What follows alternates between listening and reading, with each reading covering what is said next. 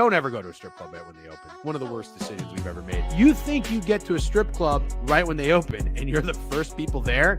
No! There was a big fat guy in the corner who never left. I don't know why you seem like such a Kelly Clarkson guy. I am a Kelly Clarkson guy. If you don't like Kelly Clarkson, honestly, f*** you. And that's to everybody in the chat. If you don't like Kelly Clarkson, f*** you. I'm not calling you a slur by saying you love Sam Laporta. It's okay. You love Sam Laporta. Say you love Sam Laporta. Say it.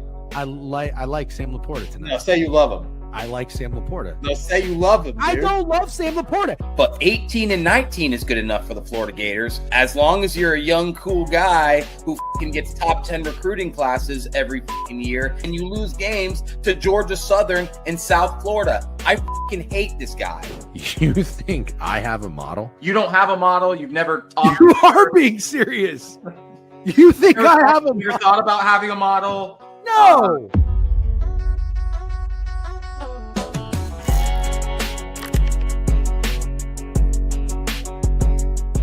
Check. Good morning, everybody. Good morning, chat. Oh, I hate wires. I hate wires. I hate the visible wires. That's messy look. That's messy look. We don't fuck around with that over here. Good morning, everybody. How we doing? Happy Wednesday, February 4th. Today is golf day. All right. Today is golf day. If you're new here, which, well, I guess if you're new here, we're new here. So we're new here. So allow me to inform you of our schedule if you don't already know how it is, what it is. But Wednesdays, we talk golf. And we have our resident golf guy, BK. I call him BK, who talks golf with us every week. He does have a podcast as well. He gets so weird about promoting it, so I'm not going to do that for you. But he does come on our show, The Board Review, every Wednesday and talk golf. The season is young. It's just getting started. I hope that you are at least somewhat into golf or at least open to it, because if you're not already hip to golf betting, I think it's one of the best sports to wager on. I call it like the stock market for sports bettors, because you got your guys Thursday to Sunday, you are invested, hashtag invested, but you might not be invested going into Saturday and Sunday if you make a bunch of shit wagers like I've been doing. But anyways, good morning. Steak is going to hop in probably in about 15, 20 minutes. We're going to get golf talk going. I'm going to bring BK up here. Sorry for the late start. BK, hello. I'm going to add you to the stage. Let's get the 2-cam rolling. Yes. Let me get the 2-cam overlay there. Bang. What's up? Wow. A really professional operation going on over here. It looks great. Sorry I'm not in my car. Listen, you know what? That is one thing you don't have to apologize for, because this is a lot of people. Did you see the chat, by the way? Do you have the chat up? Oh, I mean, so many people already were commenting like BK in his car. Yeah, no, nice, not in my car today. Like for my Book It debut, I wanted to have an official, kind of showing and not be a schlep in my car with my jacket and hat on. So we ventured home today. It's very nice of you. Did you have to tell your boss that you were sick or anything? No, like that? I'm completely kidding. I have a flight to Florida later, so look at you. Look at you. Bachelor party, a lot of golf. Yeah. What part of Florida? West Palm. Oh, dude.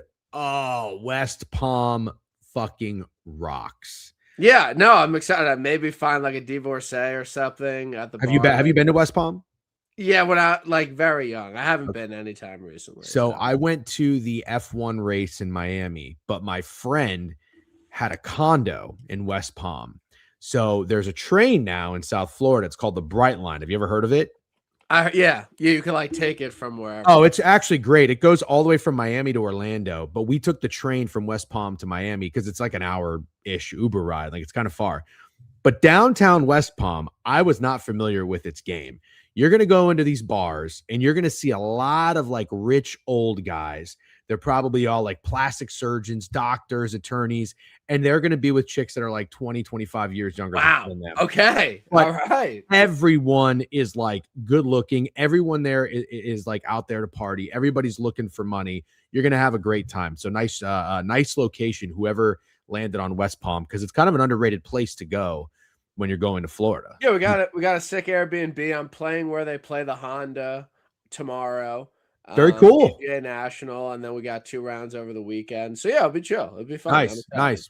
Well, WBK, thanks for joining us as always. Real quick, Suck It Wheel has been a long time listener. He did DM me, was unsure about the subscription from our Twitch channel to book it. I told Steak to take care of you. Steak is on it 2 minutes ago. Sub bank to Suck It. So glad to see you in here. Appreciate it. All right, BK. Welcome to your Book It debut. I know you've been like you've shit on Trent like for a long time. I'm just kidding. You no, I know you're a big Trent guy.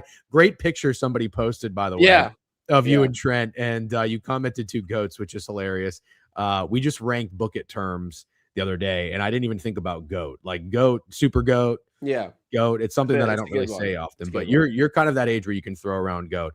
So it's your Book It debut. Do you think that this could be what you need to get you back in the on the winning side of things in golf? I've hit it outright more recently than you have. Bro, fucking nobody cares about Steven Fisk, dude. Nobody cares. I'm just reporting facts. Like, don't come on to me like, oh, I haven't hit an outright in forever, where you've been over 365 days. So I don't want to hear it. Okay, it's different.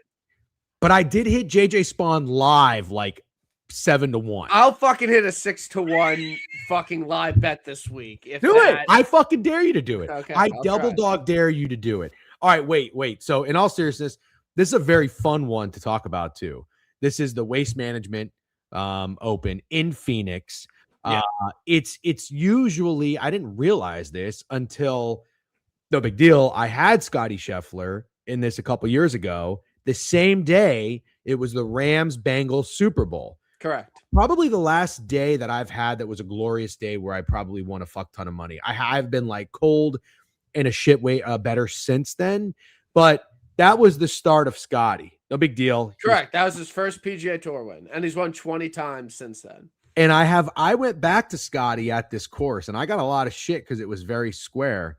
And he won again. Like 13-1. That will never happen again. Never happen again. But Scotty. So as we get into the Waste Management, I would like for you to do what you usually do. Talk about the course. Talk about what you need. Your people. Somebody asked me about my golf model. I don't have a golf model. BK has got a great, extravagant golf model that he has dedicated his entire life to build. And it's. I'm excited to see. Is your card already ready? Yeah. Wow, you've got your card. Okay, I'm excited. I'm excited to hear what it is. Is it all without Scotty? No, it's it's a mix. It's a mix. Okay, because it makes no sense. Like, it's kind of like the Charlie Day meme. Like, there's a lot going on. Fair. And this is a great question, by the way, by Czink. If you've been cold for 4 years, are you cold or just a bad gambler? That's a great question. No comment. No comment. You probably know the answer to that, but no comment. All right, BK, what can you tell us about Waste Management Open other than the fact that it's going to be just infested with frat bros? Yeah, so they've actually like 2 years ago, it was really bad. Like, things got out of control. Like, the gates weren't taking tickets. They like ran out of alcohol. It was muddy.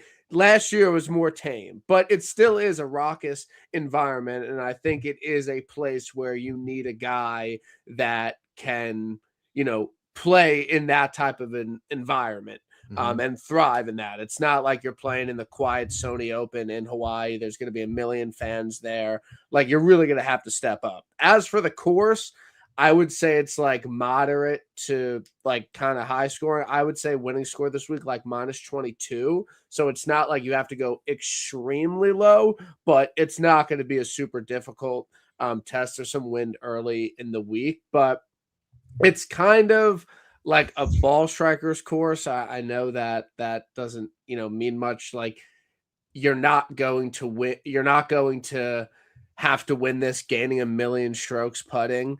Like, you could be a really good driver and iron player too, and win. You've seen a lot of guys that struggle with the putter win here, like Decky, like Scotty in 22 and 23. I know he can putt well now. But it's kind of just like an all-around test. You got to be able to deal with the environment. You got to get to 22 under. You got to take advantage of the par fives and drivable par fours. That's really all I got this week.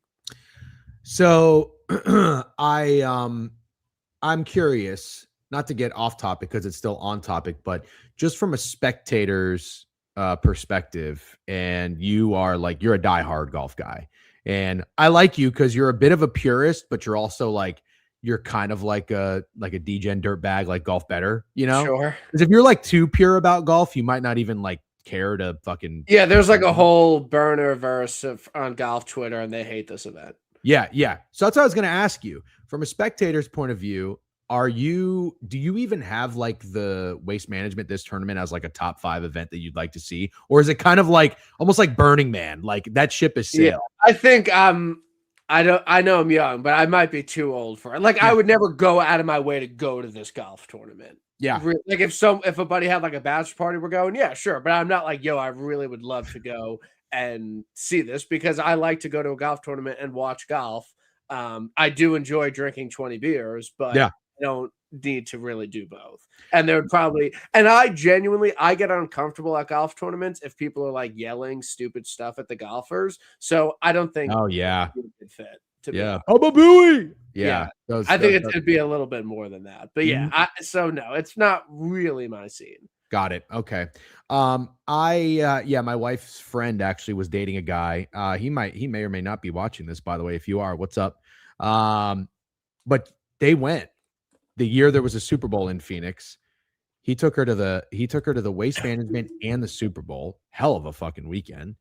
And she likes to party, but she's also like 35, 36 years old. And I was like, I can't wait to hear about how this went. And she was like, oh my God, it was fucking packed. There were so many drunk people. Like it was cool for like 2 hours. And then I had to get out of there. All right, let's get down to the nitty gritty. So Scotty Scheffler is plus 240. The last winner in this event, shout out Pickett. I didn't know it showed this. I'm going to share my screen here in a second. Was Thomas Dietrich? Thomas Dietrich. Impressive. German. Very surprise random winner. He won by 7, I believe. And that was his first win on the PGA Tour and DP World Tour.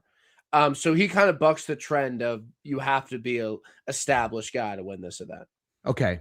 So also why do I not see like Rory on here? Why do some guys take this? Because it's not an elevated event and everybody's playing Pebble next week. Got it. So we got a big one. This is like a look ahead spot, as we like to say in the sports betting world. So Scotty's plus 240, just an absolutely absurd number. Let's talk about the guys right after that. Maybe there's a little value on some really good. Well, I think it's important to say that there's nothing wrong with betting without Scotty this week. I personally don't think right now that there is any reason to strictly bet outrights, not in the without Scotty market or not with a top 5 with it. You cannot just try and take him on. If you pick a guy to play well, you at least need a top 5 on him if Scotty's running away with it, in my opinion. And I know we talked about this at the Amex. I bet without Scotty, I didn't win anything, but I was right that I wanted to take him out of the equation. This is a Scotty Scheffler spot. I've been pretty critical of you about this betting without Scotty. This is all pretty new to me, and I started betting on golf about 2018, 19, a little later in my sports betting career because I'm an old fuck. But I fell in love with it. I do love it. The without Scotty is relatively new. I think this is maybe a market that's been available for the last 2 years, year and a half. Does that sound about right? Yeah. Okay. I mean, again, he won this event for the first time 4 years ago, and he's won 20 times since. So I think that I'll just shoot you straight for a while up until a week or two ago. Like betting without Scotty is a bitch move. That's how I feel about it. Like fucking if you're gonna bet on this tournament and a guy to win, you got to beat Scotty Scheffler. I had Ryan Gerard 65-1, not a big deal. Without the 5 guys were in second. I would have won like $100. I'm not Vic lapping. I just want to make sure you're aware. Yeah, but it was kind of shitty to be like, damn, I had a guy in there that was second and Scotty fucked me because it wasn't even close. Like if the guy loses by 1 or 2 and it was like right there, I'm at peace with that. But if it's Scotty running away with it by 4 or 5 shots and your dude that's like kind of in it in a long shot doesn't even have a chance, it really sucks. I'm opening up. I'm coming around to it a little bit. And if you don't, And because you have to sacrifice good numbers, because there are books that have really good outright numbers, like Right. Bet Online and Bookmaker, like two places I bet a lot. Right. But you're sacrificing so much value to bet without Scotty that it's tough sometimes. Right. So you can't just blindly go on DK and bet the without. You got to shop around for the best without numbers. And then also I would really look to bet a top 5, because if you bet a top 5 on Gerard, whatever it was, 70-1, like that would have been a decent payout. That would have been like 9 to 11-1. So I think that is kind of the way to go. I think a top 5 is needed. More than fair. All right. Talk to me about these guys on the board. So after Scotty, you've got 4 dudes in the 20s, 3 of which who are like, I'd say pretty serious golfers. Yeah. Xander, 20-1, Cam Young, 24-1, we are saying that is probably due for a good year. Hideki, who I love, a lot of people love, 25-1, and then Siwoo 28-1, which is a lot of respect for a guy like Siwoo Kim. Are any of these guys on your card? And if not, yeah, I bet Cam Young. You did? Yeah, I'm on Cam Young. Okay, so you said when we spoke going into the golf season, I said, give me a guy who's going to have a year. Cam Young was the guy you gave me. So you're coming right out of the gate with Cam Young. You think this is Cam Young week? Yeah, I do. I mean, this is an event he's played in the past. He's had 2 top 12 finishes here. So it's not a place he's just showing up for the first time. He hit the ball really well last week. He just didn't really putt well, which is tough on POA. Mhm. I think this is like kind of an aggressive style course that he could kind of rip driver on. I trust him to get to that -22 number. I trust him to potentially beat Scotty if it comes down to it. I mean, this was the best American player at the Ryder Cup. He's obviously extremely talented. So again, am I going to bet Cam Young at 24-1 every single week? No, but I think this is a pretty good spot for him. Somebody said, when's the last time either you bet on Scotty? I'll slap your ass a little bit. Single bullet. Yeah, at the Masters 2 years ago. Got him 6-1, 7-1. Yeah, great job. I'm not a golf guy whatsoever, so help me out here. If I were to place 1 unit on Scotty outright, you would not be up that much money at all. Right. Because the odds have shifted so much now. He's like 3. Yeah, like if you bet $100 on him at 3-1, which is high odds for him, then if he doesn't win for 2 events, you just lost all of that money. Yeah. So and his top 5, what do you think his top 5s are? Top 5 odds are. Don't look. Oh, don't look. Okay, I was gonna say because Pickett has top 10. I'm gonna say top 5 is like -220. No, -170. -170. Still, like, so even someone's like, oh, like you could just bet a top 5 on him. It's just like, yo, I'm not laying that. Yeah, I'm not laying that. All right, BK, talk to me about some guys down the board. About Ben Griffin, 35-1. You know I'm a Ben Griffin guy. I don't hate it. RK's on him. Like, okay. I don't. Shout out. I don't hate Ben Griffin. I mean, he's won 3 times over the past year. You know, he's a really good putter. He can, be a really good iron player. I don't hate it. I think he's getting some drift. So I don't hate Ben Griffin. I like this group of lads right here, from Ben down to JJ, 35 to 45-1. This is where I want to strike. Okay. I'm on Mav. You're a Mav guy. I'm a Mav guy. Again, I'm not going to bet him every single week. Right. This is a great spot for Mav. He's been really good here. Had one of his best iron performances of the season here last year. I think he finished like 9th. And he played great last week. He finished top 10. He hit the ball really well. Again, Mav, like it's just a pure recent form course history play. Mav 35-1. I like him this week. I think that's a good number. So I like Sam Burns because Sam Burns is kind of a vibe guy, and this is a vibe place. Yeah, he's like I bet him here every year. He always makes sense. He never wins. He never wins. Okay, understood. But I don't hate the bet. Is Vic back to being a serious golfer? Because there was a run there. He hasn't played this year, and he has horrible course history here. Right. So to me, it's not for me. I'm going to probably bet on Brooks Koepka, but I'm really just doing it for the vibes again. Back-to-back vibes play, cash it. Hovland 37-1. You don't like it. No, I mean, I'm not. I would like, if he plays well this week, maybe bet him the next 2 weeks, but I'm not.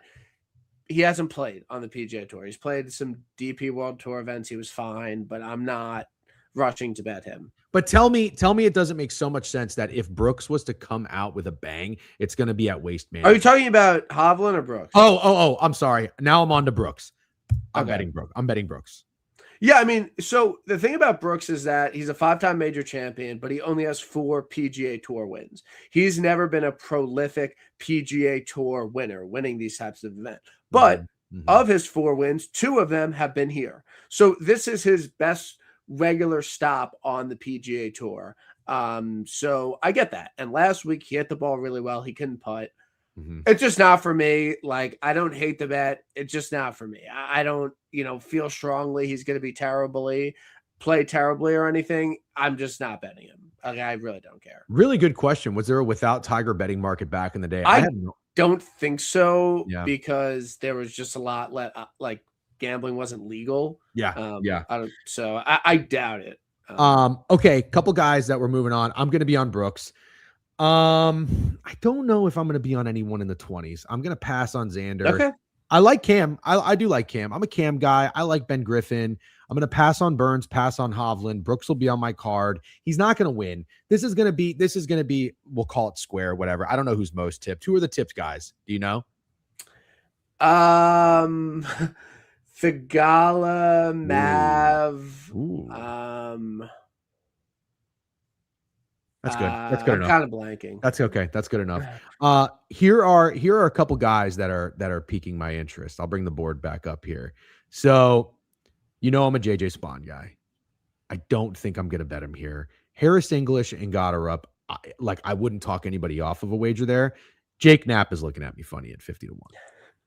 Why are you laughing? You're not a I Jake don't know. Knapp I guy. just last week I was like, he's the worst bet on the board. He finished 12. It played fine. I just don't think he's that good at golf. You don't think he's that good at golf? Okay. No. But I don't hate it. I don't think Jake Knapp is winning this week. Okay. Do you like JJ Spawn? He's on Bogey's card. You killed him last week, so I didn't fucking kill JJ Spawn. Stop it. I get, yeah. I don't feel strongly about JJ this week. I think 50 to 1 on Matt Fitzpatrick is crazy value. Like, if I'm talking like a no pro me, here, I like that bet. I'm not betting it. I like that bet for you. If you would have bet that, no problem. Don't hate Harry Hall, Berger, or Spieth. Tell me which one's the worst bet between those 3. Berger. Harry Hall is fine. Spieth has been really good here. Do I think he has upside to win right now? No, but Spieth top 20, I think, is a pretty solid play. I'm on Thor Bjornsson.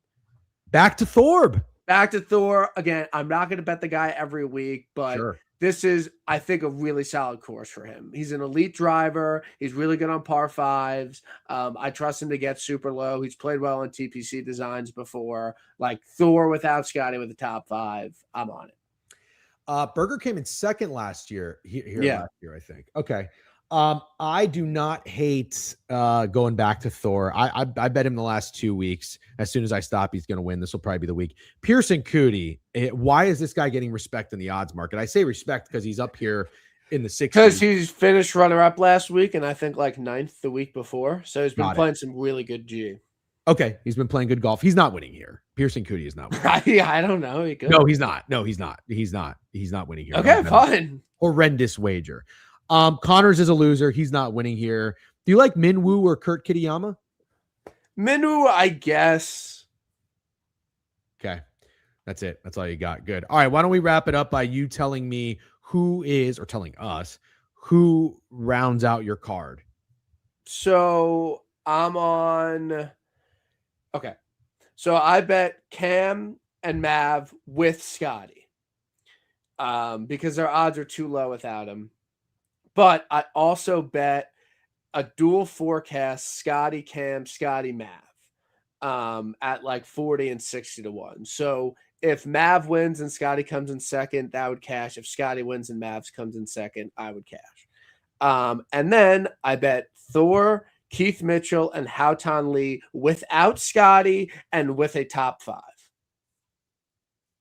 Okay, there's too much going on for me now. You're I'm betting the top guys with Scotty, longer shot guys without. yeah. You know what? This is just the way it is now. This is the new world. This is Yeah, it's not great. It's not no, great. it sucks. I mean, I actually hate it. So I guess I just have to get used to it, though. Are you betting without Scotty or not? No, I'm not. I'm gonna go one more. I'm gonna go one more ride. One more ride. One more time.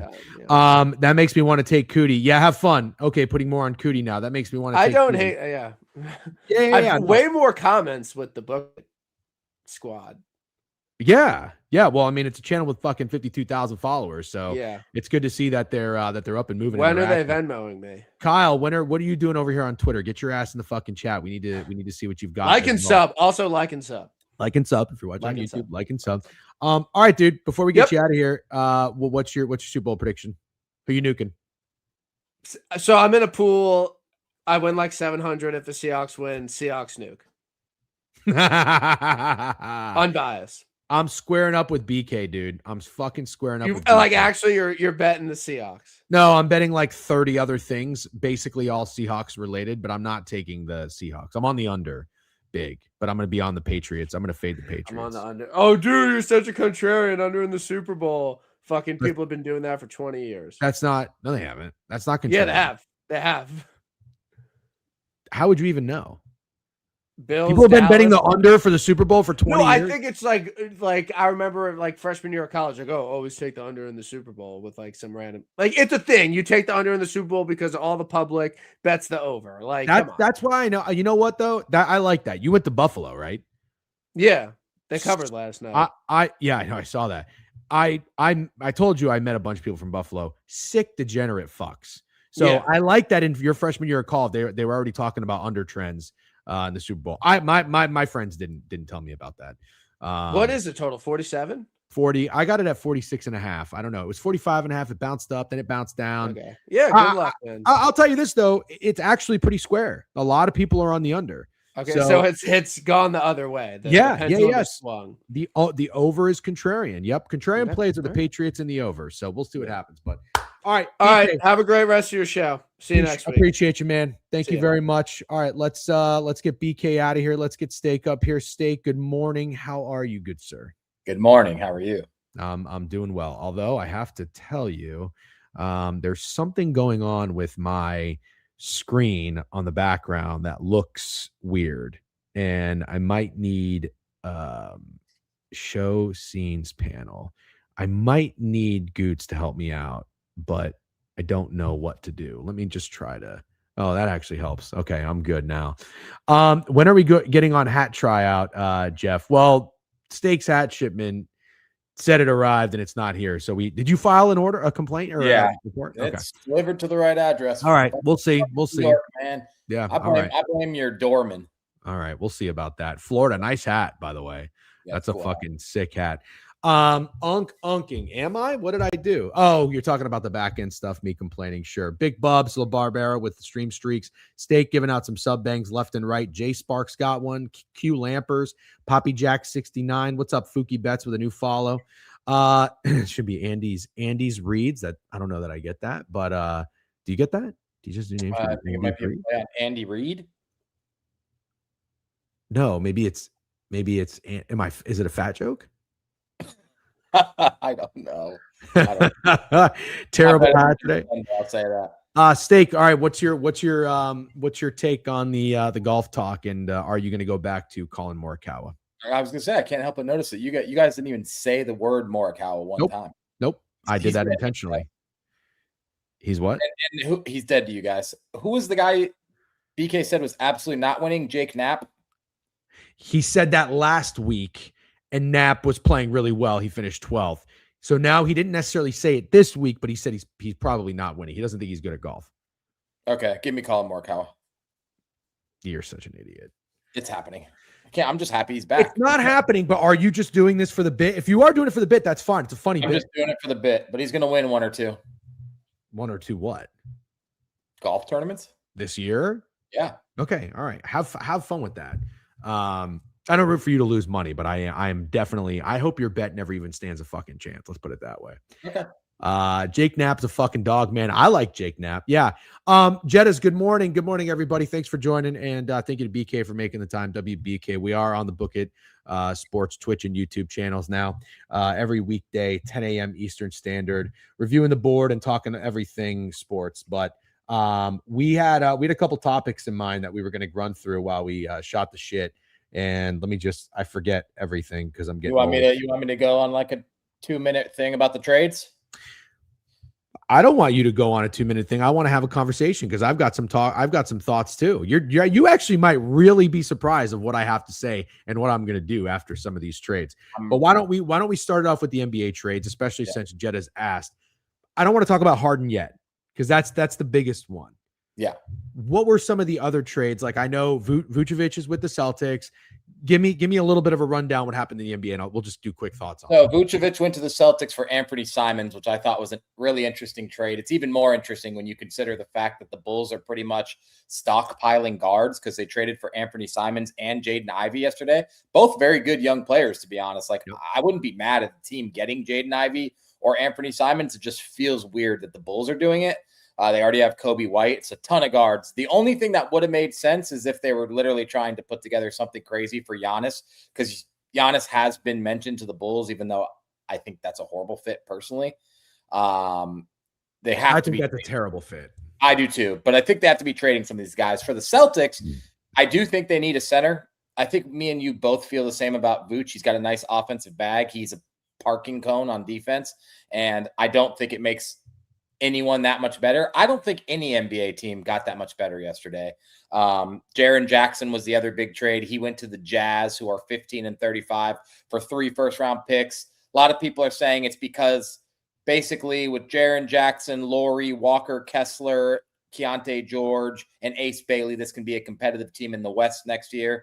It is kind of weird when you consider the fact that the owner of the Jazz is a huge BYU NIL donor, and they want AJ DeBonta bad. You can't tank for a specific player in the NBA because it all comes down to stupid lottery balls, but it's a weird move. And my takeaway from the trade deadline yesterday was I really don't know that I can pick one NBA team that I think got better by a significant amount. Good job. That was good recap. All right, let me give you my quick thoughts. First, let's talk Vucevic to the Celtics. Yes, Vooch, he was an all-star with the Orlando Magic. He, nice guy, good guy, has an offensive bag. I don't want my center to need to score 30 points a game. It's a guards league, but he can provide. I think he's like a 17 and 10 guy. Maybe you said it or I heard it somewhere. He can definitely provide a team that needs a big man. He can deliver. So I actually kind of like this for the Celtics. I don't know what the Celtics are doing. I haven't really been followed. I know there's no Tatum this year. You're doing very well considering that fact. So the East is open. Do the Celtics have a chance to really make a splash? Like, are they going to be like a 4th seed, 5th seed and be a tough out? Yeah, they'll be higher. They'll be higher than a 4 or 5 seed right now. I think they're like 2 or 3 at the moment. And Jason Tatum is supposed to potentially come back. Then this year, potentially for the playoffs, but okay. Don't quote me on that. So here's my thoughts. Again, I mean, I listened to when I was driving around yesterday, I was listening to a lot of sports talk radio, and a lot of it was NBA. So I started forming opinions, and then this morning I went and I worked out. No big deal, 7 a.m. F45 class. But on the way back, I was listening to more of it, and I started forming opinions because I was like, well, even though I'm not an NBA guy, we talk sports, we talk NBA. This is a big day with the trade deadline and trades happening. How about Vooch attacking him in his first game with the Celtics? Because think about this. Vooch, in a weird way, has to be fired up to go play for the Celtics. He played for the Magic. It was like him and Evan Fournier were the 1-2 guys. I know we made the playoffs one year. I think we got smoked by the Raptors. Never really serious contenders. Vooch goes to the Bulls. And I know the Bulls have kind of been fun here and there. Shout out Chewy. But really a pathetic team that makes the play-in game. Correct. Vooch has played for those type of teams for his entire career, yes. How about Vooch? How about Vooch going to a team and he's older in his career? He knows who he is. He knows what he can bring. How about him trying to make an impression? And And I'm wondering if anybody's been following him or if you've been following him, is he still shooting threes? Yes. Okay. I want to take his threes. That's a prop I want. Like first game as a Celtic. Or here's my other thought, right? What if he comes in there and he's like, I don't want to be selfish. I don't want to try to, do too much. I don't want to steal the spotlight. You guys are already a good team. What if we take his assists? Yeah, I like that more, to be completely honest. I like assists more than I like him going crazy scoring. I think he's going to be a super role player on that team. Okay, so then there you go. My Jeff Sunday's first NBA ladder is going to be Nikolai Vucevic's first game. I'm going to ladder his assists. And how about that read? Do you like it? Yeah. Okay. The Jazz, I don't really know too much about. All I wanted to ask you about the Jazz is Ace Bailey having a good, does he look like a good NBA player? Because apparently Walter Clayton is not. Walter Clayton is about what you'd expect. Well, I feel like if you know any bit of ball and you watch Walter Clayton play college basketball, you knew he probably wasn't going to be an NBA superstar. Ace Bailey has shown glimpses. That's how I would describe him. I don't think he looks amazing. I think there's concerns, but I do think he's shown glimpses of somebody who can be a star NBA player for sure. I heard that the Bulls might be trading Kobe White. Well, they literally have 4 guards that could start on most NBA teams. It's a weird lineup. Yeah, and the guys who I was listening to said potentially the Thunder might make a move for White. Fun fact, I bet Kobe White to win Rookie of the Year when he came out. I was a Kobe White guy. I still like Kobe White for what he is. Yeah. Okay. The other trade let me see. You talked about the Jazz. You talked about the Bulls. We Harden. talked about anything else before we talk about Harden? Not that I can recall. Okay. So Harden gets traded to the Cavs. Tell me about that trade, and then I'll give you my thoughts. It's basically Darius Garland for James Harden. Okay, so why would the Cavs trade Darius Garland? And the only thing I've heard is that he's injury prone. I mean, kind of like how we said, we think John Harbaugh is a good coach, or Sean McDermott's a bad example because I actually think Sean McDermott's a bad coach, but change of scenery. This Cavs team has now been exactly the same and regressing for 3 years. I feel like it's like last year felt like it had to be the year with the ACL or the injury to Jason Tatum and the East being wide open and they get absolutely blown out by the Pacers.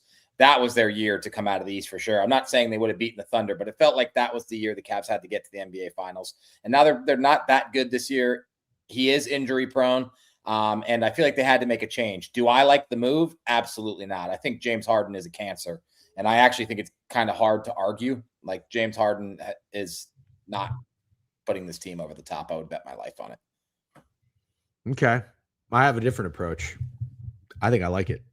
That's crazy. Yep. I think I like it. I'm not going to tell you that I'm the biggest James Harden guy. Did I hit him to win the MVP a couple years ago? Yes. I am with you on that. He's a cancer, but I also think somebody said it jokingly about Cleveland strip clubs not being that great. I think this market for a James Harden is perfect. You're not in an LA. You're not in a Brooklyn. You're not, even Houston is probably more of a fun city, not shitting on Cleveland. You had great things to say. I've never been. But what if Sonny Dutchie, there we go. Yep. Good job. I like to give credit where it's due. What if James Harden goes to Cleveland, a team that's knocked on the door a little bit, had to make a change, needed to do something, did something. And I'm not the biggest James Harden guy, but what if he plays a different role, takes it seriously, knows he's at the end of his career? Again, we keep talking about the East is open. I kind of like the Cavs to win the East. They're plus 350. Yeah, no, I don't like it. Okay. You've got the Pistons plus 340. You got the Knicks plus 340. You got the Cavs plus 350. You got the Celtics plus 380. I would bet all of those teams, those 3 other teams you mentioned, I would bet 100 times over before I bet the Cavs to win the East. I bet the Celtics, Knicks, and Detroit Pistons with my life savings before I would bet the Cleveland Cavaliers to win the East. What if I have watched Harden in the playoffs? Yes, I watched him very closely too when he shit the bed on the Rockets against the Warriors. I think he was what was that crazy stat? He was awful from 3 or something. Bad. Yeah, talk about 7, and he was like, he missed like 8 in a row or something. I think that this might be a good move for the Cavs. I am going to take them. I'm going to probably take them to win the East. I'm not going to get crazy and take them to win the championship or anything like that. But I don't trust the Knicks. Speaking of the Knicks, they might have to do something, right? Yeah, they've been certainly flirting with it. I just feel like this Giannis thing is holding everything up because it feels like after all this, he's not going to leave. And that's going to be annoying because I feel like a lot of teams thought that he would put them over the top, which he would. He would put the Knicks over the top. He would put the Minnesota Timberwolves over the top. He would not put the Chicago Bulls over the top. That'd still be pretty meh, I think. But if Giannis doesn't get moved, this is going to be a very boring trade deadline. What are some other teams that might make moves? Are the Sixers going to do anything? I mean, the Pistons don't have to do anything. They're rolling. We've heard about the Wolves potentially doing something. They're plus 750 to win the West. They might get Giannis. People are talking about the Thunder are probably fine as is. Like I said, there's rumors that they might go after Kobe White. I don't know that the Nuggets are going to have to do anything, but like Spurs, Rockets are 11-1 to win the West. That is not a lot of respect. Yeah, then the Nuggets did their thing getting Cam and getting rid of Michael Porter Jr., and now it's just injuries. I think they need to get healthy. Timberwolves, I just mentioned, I do think they could make a move. Sixers, I probably would say are absolutely staying put, and I feel like this Pistons are done after getting rid of Ivy. Okay. I'm going to take a shot. Why are the Philadelphia 76ers 50-1 to win it all? Paul George just got suspended 25 games. Joel Embiid is injury prone and a playoff choker, and that's about it. They have as much talent as anyone in the East. Yeah. So Embiid is, I don't know if he still is or is not load managing on and off throughout the entire season to get to the playoffs. Somebody said Maxey stinks. What happened? Maxey's declining. Yeah, I don't think Maxey stinks. He's had some bad games lately, but I definitely would not be on board with saying Maxey. What's up with VJ Edgecombe? Did he cash the NBA Rookie of the Year? Nah, I mean, you see what Cooper Flagg's been doing. Yeah, I know, but is Edgecombe still playing well? Because remember, I got playing well. Cooper Flagg's been absolutely splooging. Okay, yeah. Does anybody in the Twitter chat want to tell Kyle he's way behind? By the way, he's talking about Brooks Koepka. I think he's. Yeah, you could always come over to the Twitch or the YouTube, Kyle. He doesn't hear you. He doesn't hear you because he's like 20 minutes behind. Well, he'll hear me in 20 minutes. And whoever had 25 points last night. All right. I'm going to take two bets. I'm going to make two wagers, and they're both going to be Eastern Conference related because I'm not getting in the way of the Oklahoma City Thunder. I still think that they are the best team in the NBA, and they're probably going to get to the finals and likely win it again. But this is what I'm going to do. I'm going to take the Cavs to win the East, and I'm going to take the Sixers to win it all because I like that 50-1. And I think this might actually be a better move than people are making it out to be for the Cavs. What's up, Tyler? We are now streaming our show on Book It. We did make an announcement last week if you missed it. But we're on the Book It Sports YouTube and Twitch channels every weekday now. Thanks for joining. Yep, Knicks fan, appreciate it. Thank you. Join me, Degen. What is Ramble on? Well, Ramble's also a Sixers fan, isn't he? Yeah, no, he's a Knicks fan. No, Sixers fan. That's why he's saying join me. Royals a Knicks fan. Yep. Amazing wager. Sunday knows ball. Thank you, T-Bone Steak. Thank you, T-Bone Steak. Okay. Anything else in the NBA? Otherwise, I wanted to recap a few other things that happened last night or that are in the sports world. That's enough NBA. The Pro Bowl. Just quickly. Yeah. I mean, kind of quickly. As quickly as possible. Yeah, you kept mentioning it. We were talking about the Hall of Fame. You kept also mentioning how the Pro Bowl is a joke. The Pro Bowl has been something that nobody's really cared about for a couple of years. I was watching a really good YouTube video. It's by a guy named Troy Burt. I know there's no free ads on here. Sorry, Book It, if that guy's a friend or foe of the program. But he put together a really good 10-minute video on the collapse of the NFL Pro Bowl, and I thought it was really fascinating. And this is one thing I like because I'm a guy. I've got opinions. I like to bitch at things. But at the end of the day, if you really dig deep, there's some research. There's like obvious reason something happens, but then there's also if you put a little time and effort in, you'll see a real reason something happened. So it's actually really good. And there's so many things you can point to for the collapse of the Pro Bowl. But what I'll summarize it for you. What it really came down to is players slowly stopped giving a fuck about the Pro Bowl. They made the trip to Honolulu be more like a vacation. I didn't know this, but people were saying you could smell the Mai Tais in a huddle. People were saying that they made handshake agreements, like the offensive line and defensive line, like, hey, don't really go too hard. The tackling stopped. Running backs ran out of bounds. So the NFL had to change it up, and they made it a skills competition. Really what happened is, back in the day, if you made the Pro Bowl and you would get an incentive, like 50, 60 years ago, maybe even more, the average salary in the NFL was like $25,000, $30,000. You would get $2,000 to play. That's a lot of money. Now they were saying the average Pro Bowler makes like $90,000. Patrick Mahomes makes $156,000 a day. So he was saying in the video, he makes more sleeping than he would playing the Pro Bowl. So these players, the money has gotten astronomical. These players don't give a fuck. They don't give a fuck. So really what's happened is that, we shit on like, how does Shedeur Sanders get in the Pro Bowl, blah, blah, blah. Nobody wants to go. Nobody wants to do it. It's not worth their time. So I thought this was really, really, really interesting. The NFL has to make a move, and they got to make a big move, and they got to scrap the entire thing. Yes. And also, I think we as NFL fans kind of have to make a little bit of a stand.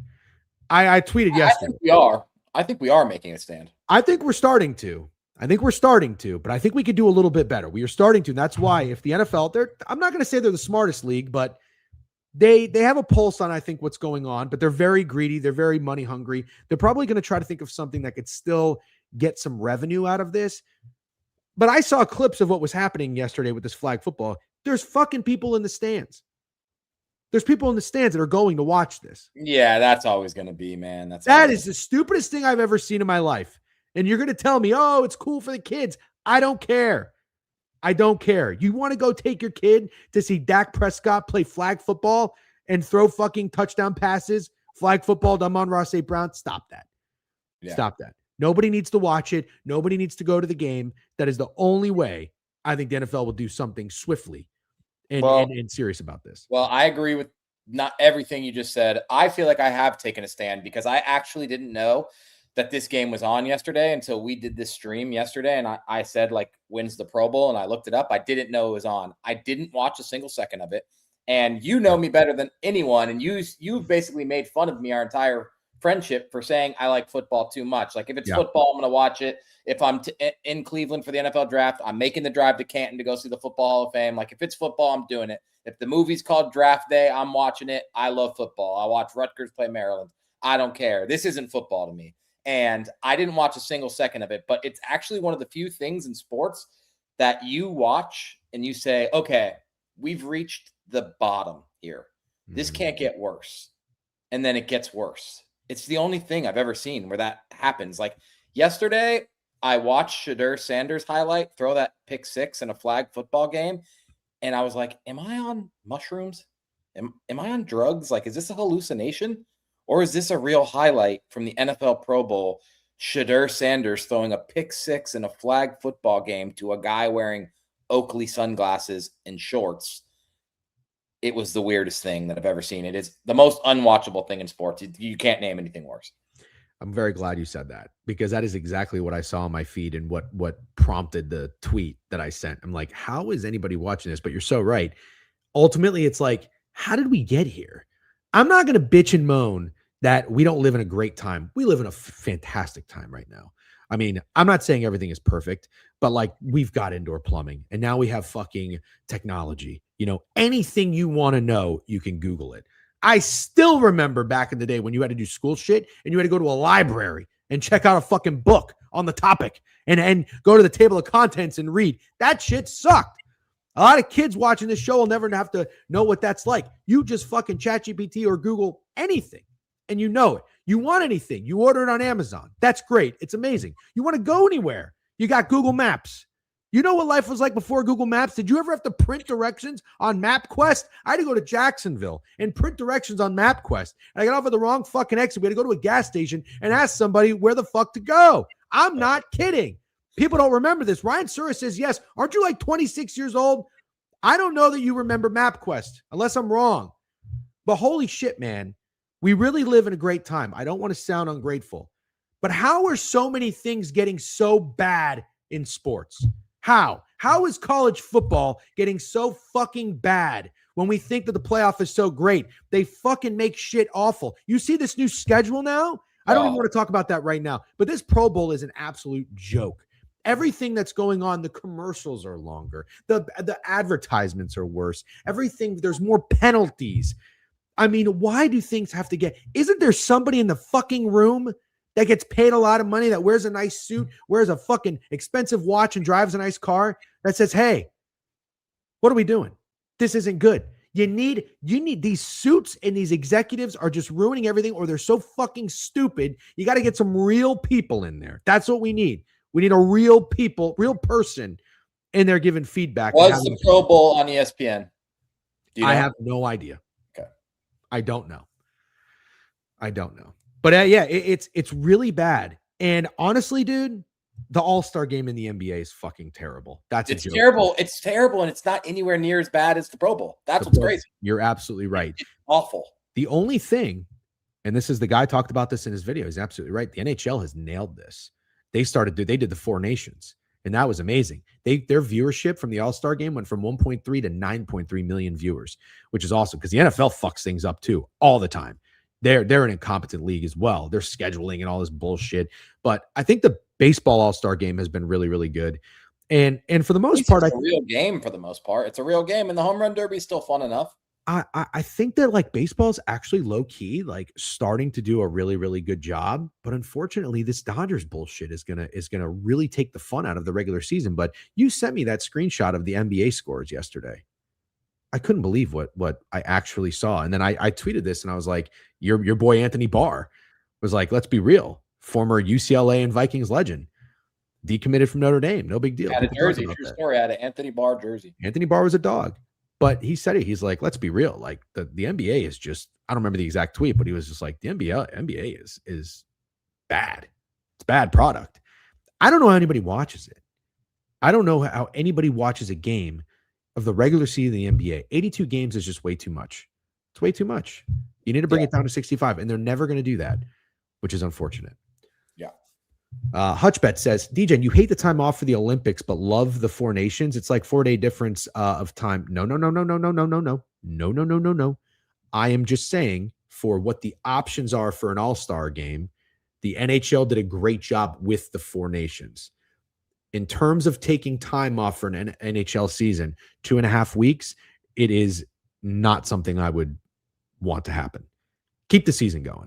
We're in the meat, the potatoes of the season. It's just like, and we'll talk about this as college football schedule. No team should take 2.5 weeks off. You're going to come back and be an entirely different team. What if you were rolling? You know what I mean? I just think it's hard to just get back going. You're over there playing with other people. I mean, it's just weird. It's just fucking weird. It's a pretty good segue into the new proposed college football playoff schedule, I think. I'm gonna pull up Josh Pate's Twitter. That's where I saw this. If I'm not mistaken, I saw 39 days from round 1 to the championship. How insane is the 2026 college football calendar? Saturday, November 14th is week 11, marks the mathematical halfway point between week 1 and the college football title game. Unbelievable. This is what he retweeted. It's got 1.4 million views on Twitter now. The proposed schedule by Trey Wallace for the next 2 years of bowl games. But Josh Pate said quarterfinals December 30th. The national championship game is January 29th. Oh my God. Quarterfinal December 30th. The championship is January 25th. I just want to make sure people heard that. Teams will essentially have 2 weeks off between quarterfinal and semifinal. Oh my God. No New Year's Eve games this season. Orange Bowl and Sugar Bowl will host the semifinals. I don't care about New Year's Eve games. I don't care either. National championship will be in Las Vegas. I don't care about the championship being in Vegas. That's fine. That's awesome. I hate time off, essentially. That's why I'm bitching about the Olympics mostly. Although I'm not an Olympics guy. And by the way, some people's comments on my fucking tweet yesterday blew my fucking mind. People think that host cities actually make money. Give me a break. Or that every Olympic athlete makes money off of this. You guys gotta, I'm not even gonna say the word that I think you are, but you gotta do some research. I don't even know what to say about this. This is so bad. And what are we gonna do? I don't know, because you said college football is college football is as popular as it's ever been. Mm-hmm. And that's the thing everyone has to remember when you get upset because a guy gets his 8th year of eligibility, or when you get upset because a guy on the national championship team is 26 and he makes a joke that he hasn't been to class in 3 years. You have to remember when you say that college football is as popular as it's ever been. And so it's a little different when you're talking about like the Pro Bowl is as unpopular as it's ever been. The NBA, you can argue either way, but you cannot argue that college football is at its peak of popularity. People love it. I love it. You love it. We love it. And I don't think it's going to change. I think everyone's going to like shut up and take it. That's what I think. I don't think anyone's going to make a stand. You're just going to shut up and take it. The games will be packed. We'll still be really excited. It's college football season, and we'll just sit there on our fucking hands for 2 weeks in between quarterfinals and semifinal games, which is preposterous. I don't know what big Stephen A. Smith word to use, but it is just. I know. Yeah, it's not good. It's not good. It's unfortunate. Best on best hockey is the best thing in hockey. Sura, don't disagree with you there. People keep saying, like, you don't want to see Canada play the USA. Are you not listening to what I'm saying? Yeah, that sounds great. No, I don't want the NHL season to stop for 2.5 fucking weeks, man. That's a long time. That's a long time. And yes, the NHL season is way too long to begin with. I mean, this shit doesn't even need to go until fucking June. But the NHL season's very long. A lot of teams make the playoffs. The playoffs are long. Do it another time. Do it outside of the season. I don't know what to tell you. Start the season later. You know? Yeah. You know what else rocks in baseball? What? World Baseball Classic. Oh yeah. Rocks. Oh yeah. I don't think those teams, like, that's the cool thing about hockey and the cool thing about baseball. Like, a lot of players come from different countries and you get those best players on those countries. It's pretty cool to see. It's not like USA basketball where we're going to dominate just about everybody except, like, I don't know, one fucking other country. But yeah, like hockey, up, man. The countries are catching up. They're a few that are competitive for sure. Australia, France is really good now. What's the other one that's like Germany? Germany. What's the other one that Jokic is from? Is that Serbia? Serbia. Yeah. And Canada. No, I think I love the European style of basketball. And I mean, now I feel like every time I put a college basketball game on, you see one of these schools has a European player, which is great. I mean, they're still pretty whiny, which sucks. Like, that's my least favorite thing about the NBA is the bitching and moaning. Shout out Luka. But it's like a smoother style, and they've got great court vision. They pass really well. They move really well.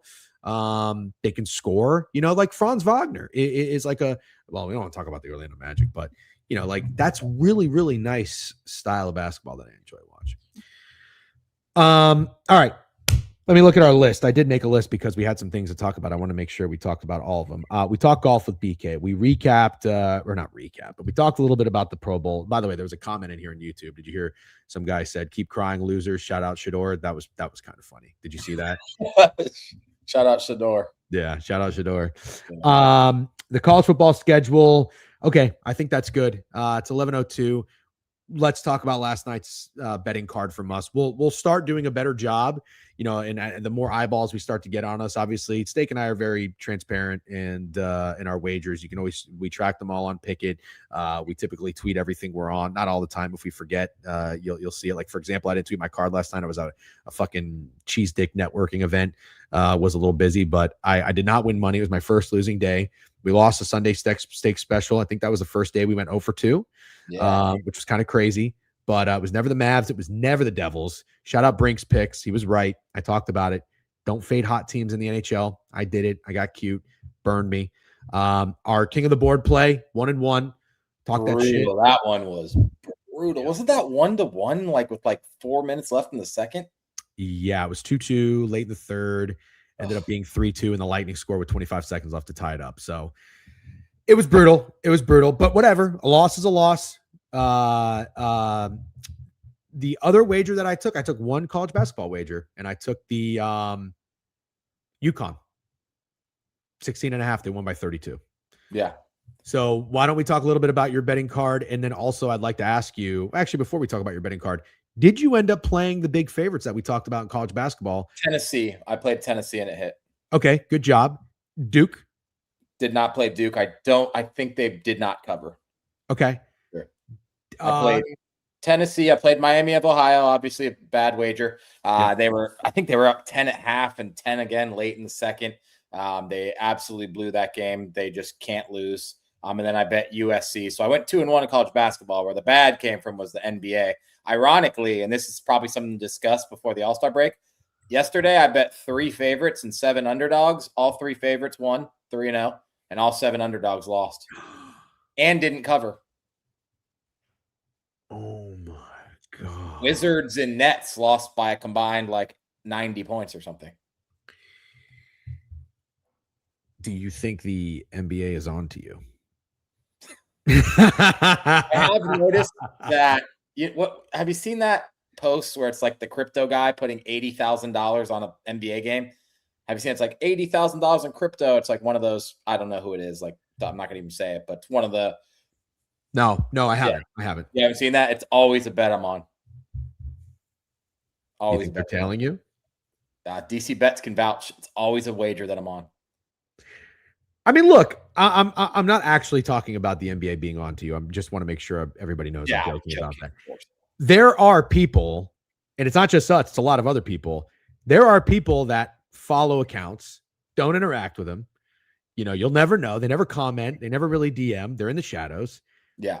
And they tail. They tail winning sports bettors. Steak's been a very, very good NBA bettor all the way back from last year. It would not surprise me. And let's be real, sports capping Twitter is a copycat league. The majority of accounts out there are just really putting out their plays after they see other people's plays and pretending it to be theirs, not naming names or anything, but I'm sure if you have half a brain and your head out of your ass, you can probably figure out who. So you got your shit kicked in the NBA, which you were due for. It's not your first losing night. You've had losing nights. Did that rattle you at all? It rattled me. Yes, it did, just because they weren't even competitive. And it's tough to bet the Nets and the Wizards and have people in your ear telling you, like, you're betting the Nets and the Wizards. Like, how much can you cry when they get blown out by the Lakers and the Knicks? So it's tough to stay the course because there are going to be more times where I think the Nets and the Wizards are the right side, and I just have to put my head down and ignore the crowd noise. But maybe a little break on the heavy underdogs until All-Star break. Did you go or did you have some mean DMs? I don't know. No, but a few comments. Few comments. Do you think that I saw some people keep saying that since we sold our soul and stream on Book It now, do you anticipate that you are going to be a losing bettor from this day forward? There are people saying I'm cursed. Trent cursed me. Yeah, that's just crazy to say after one bad day. We'll see. It's been a bad February. I want to be clear. I wasn't on my first day of February was pretty bad too. Yeah. Gone so bad. Yeah, fucking court bitch Steak over here getting in his prize packs, Duffage. How was the muckage and duckage and clammage of your first prize picks? Every game I bet a player in was a blowout. So there's your answer. I think Cat, which I just tailed the BTL squad ride, Cat had 19 points with like 9 minutes left in the third and then never played another minute. Yeah. Well, maybe we'll do one for Super Bowl. Can you do prize picks in Texas? I would assume so because they're all there. I would be very surprised if you could. That would be weird if they're all there and you can't. Can somebody in here? You definitely can. There's just no way you can't. All right, I'll do a prize picks. We've got a Steak Trent Freaky Friday situation going on, dude. That would be. Yeah. Did you see that Trent tailed me on the Mavs and he hit every other NBA bet he took? No, that's very funny. Yeah, Mavs were in the Sunday Steak Special. I think they were 7-point dogs, lost by 10. They should have lost by way more. They were down like 20 with 7 minutes left. Well, I sold way harder than you. So I'm actually very glad that you didn't hit your wager because I would have felt awful. Like, it's one thing if I have the Preds and they lose in overtime. It's another to have the Devils and they get shut out 3-0 at home. By the way, they're vacuuming in the hallways. Can you guys hear that? I can hear it a little bit, but not enough to worry about. Okay. All right. Trent ruining Steak shit. Oh, stop it. Nobody is ruining anything. By the way, I saw Coastal KC in here. I haven't seen Coastal KC in a long time. Hope you're well. Coastal KC is very funny. Steak was KD, gave his skills to Trent. Yeah. Mavs lost by 10. Last shot of the game was wide open 3. That would have covered. Ouch, man. Yeah. Dwight Powell or something. Yeah. Okay. Anything else that we should recap from yesterday. It's 11:08. I don't really have to pee too bad, but I probably will in about 7 minutes. So I think 11:15 will be good. I Alan, dude, will in 7 minutes is crazy. I think we should get into the board. However, the Super Bowl is creeping up on us. It is. The Super Bowl is creeping up on us. Tomorrow, I believe Goots told us that Krabs is going to come on. So we're going to talk some Super Bowl with Krabs. Friday, we're going to have Greg on because our schedule on the Fake Sharp Network for the board review has been Wednesday's golf. Friday, we have Greg on. We have the trio, the Fake Sharp. So we're talking football Thursday and Friday? Correct. And we're doing our Pickett show. We do not need to go crazy today. Then we could definitely do a good old-fashioned board review. I want to let you know something. Yesterday was a very disappointing Super Tuesday. I was kind of surprised because I was thinking, oh, February Super Tuesdays, they all got to be amazing. It was not very good. However, today, solid college basketball slate. Really solid. All right. Should we dig in? Yes. Okay. I'm glad to save football for Thursday, Friday. Okay. All right, let's do it. In chat, I know you don't give two fucks about my golf card, but I will tell you this quickly. I'm going to take Brooks. I like Brooks. He's not winning, but I'm going to take him because if he wins and I don't have money on him, that's a FOMO bet. I'm going to take Jake Knapp 50-1. I really kind of like the number on Fitzpatrick at 50-1 as well. I like Harry Hall. I think I'm going to take Harry Hall 66-1. That might be it. And then I'll probably save some money for Sunday. We'll see how it goes. And maybe Morikawa, one bullet, single bullet, as the kids say. Okay. Yeah, that's just horrendous wager. But I'm glad. Go ahead. Find out. Fuck around and find out. Yeah, we know where that single bullet's going if he misses the cut. All right. Let's get into the board. So we're going to college basketball, right? Yep. And let's skip the mid majors. We'll leave that to BTL. We'll just talk about the major conferences. Okay. When are we doing owner's box, by the way? Not today, right? We're doing Friday? Not today. Not today. Okay, just making sure. I am Corpus Christi for the rest of the day, as I'm sure you are as well. But I'm gonna get college basketball up. Make sure to tune in to Behind the Lines 12:30, right after. Well, not right after us. You got a 30-minute gap to get some lunch and take a piss. Yep, we all love doing that. Maybe go for a little walk, touch some grass, as the kids say. Get out there, get some fresh air. You know what I mean? All right. You want to skip over the sick games and get to the big ones. That's fine. I'm seeing we have the Wofford Terriers and VMI. We've got Western Carolina, UNC Greensboro. Then I've got Seton Hall and Villanova on here. Should we talk about them? Yeah, let's do it.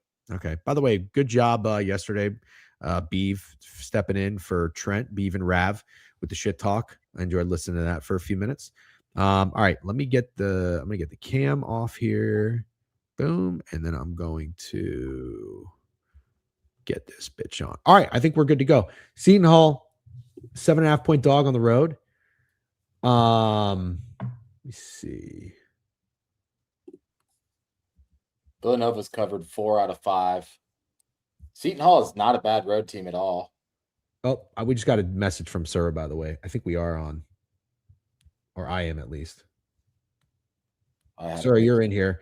Just heard you guys say you aren't coming on today. I thought we confirmed Wednesday. If you can't, that's all right. Let me know. I actually probably can because I don't have anything till 3. Okay, so cool. Yeah, I know this is. I don't know why I had Friday. Okay. Yeah, I don't know why I had Friday either. All right.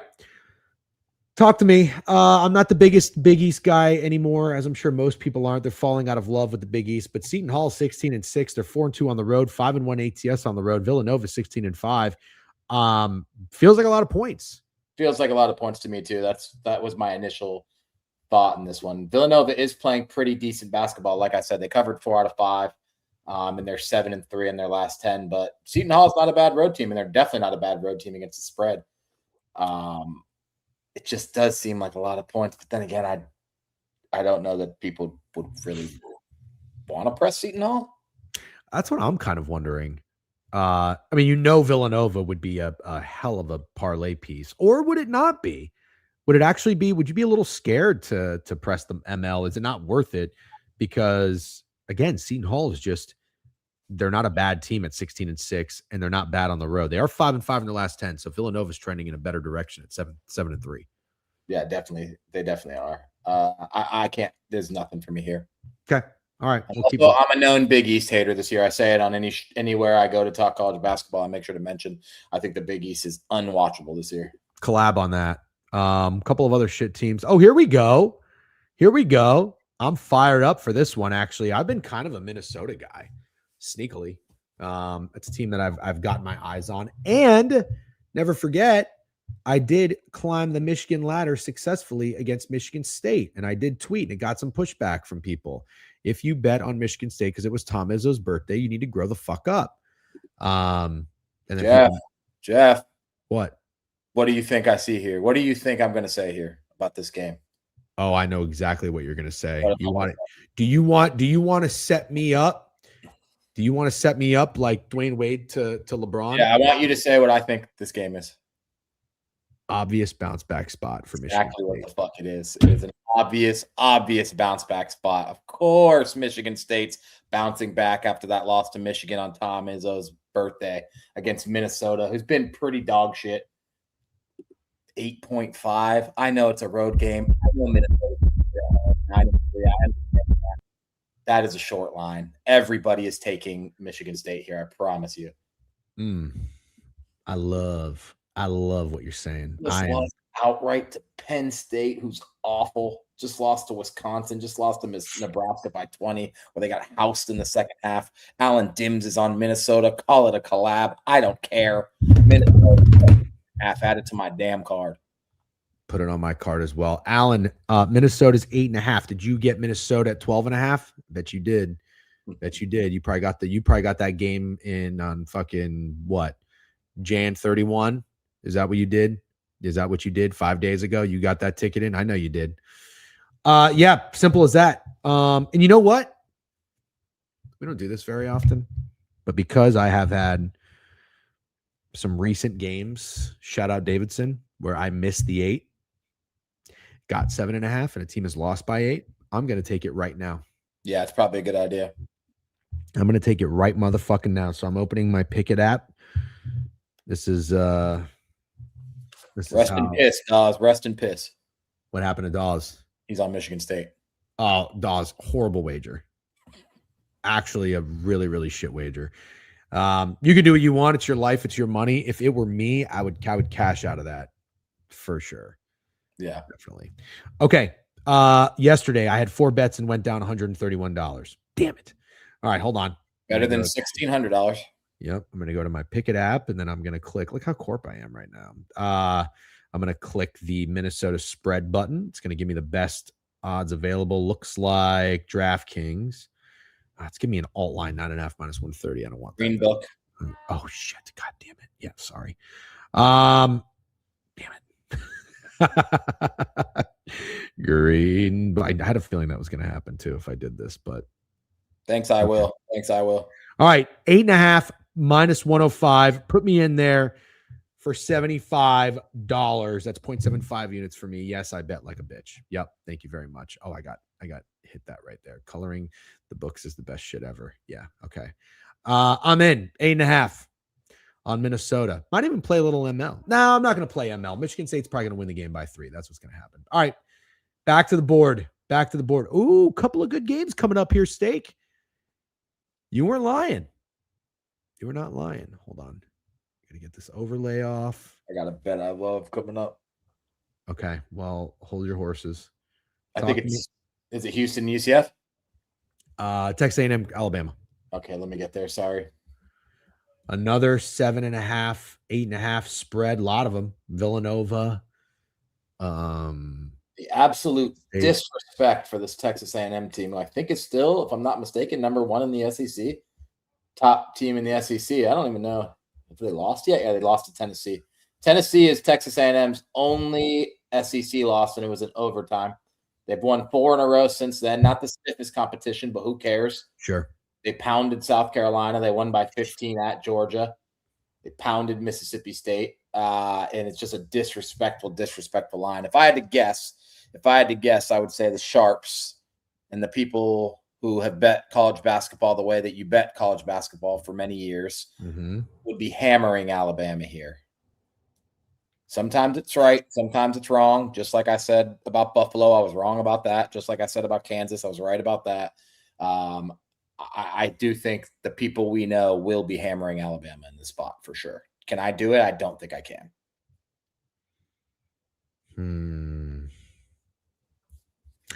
It's a big line. It's a fat line. It's very telling. 179. Ramble saying both teams end up in triple digits. I do not disagree at all. Okay, but my only question, I know, I believe Ramble's been hot as shit, so I am not pushing back at all, but that's not a crazy number for Alabama. Not a crazy number for Alabama. I mean, in the last 2 months, 179.5, 178.5, 182.5, 179.5, 178.5. So we've seen it about 5 times. So it's not like it's like not once on the Texas A&M side. Got it. So that also kind of leads me to believe that the total tells me that Alabama, this is going to be an Alabama style of game. Yeah.